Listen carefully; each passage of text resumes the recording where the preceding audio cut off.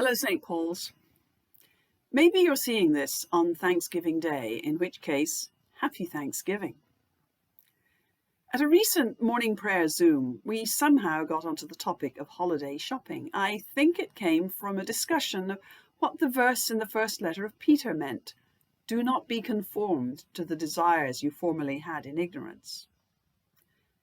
Black Friday, Small Business Saturday, Cyber Monday, all are designed to appeal to our desires, to catch us up in an unthinking frenzy of spending, for the most part perhaps on things our loved ones don't need and wouldn't buy for themselves.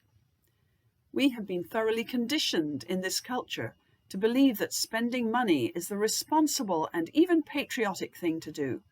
Do our bit to support the economy, help businesses get back on track, participate in the recovery of the nation from the pandemic. There's nothing wrong with supporting businesses or spending our money as long as we don't bury ourselves in debt, but let's do it thoughtfully. We know that workers' wages and CEO compensation have grown further and further apart over the last few decades. There's a deep injustice in the distribution of wealth, especially in the larger corporations. Who do you want to benefit from your spending? A billionaire? A small family business? A struggling artist? A non-profit? For some years now, there's been a movement called Buy Nothing Day, scheduled to coincide with Black Friday. It's an international protest against over-consumerism. Perhaps on Friday you can relax at home with friends and family, enjoy leftovers and good company, instead of putting yourself through the stress and anxiety of the shopping mall. Another counterweight to all that consumerism is the observance of Giving Tuesday, a day when many non-profits invite holiday donations. It's an opportunity to consider making a donation to a good cause, in honor of those you love, instead of buying them more stuff. I don't know of any relevant research, but I suspect that relatively few people run up giant credit card balances on charitable donations. So it might be the healthiest way to spend your money this holiday season. There are so many good causes, both international and local, that you can contribute to.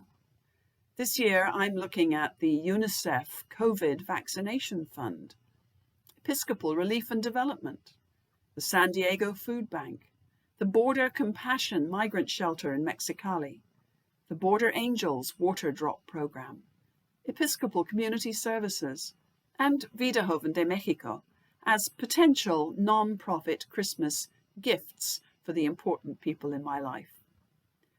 I plan to stay home with my son on Friday and maybe write some Christmas cards.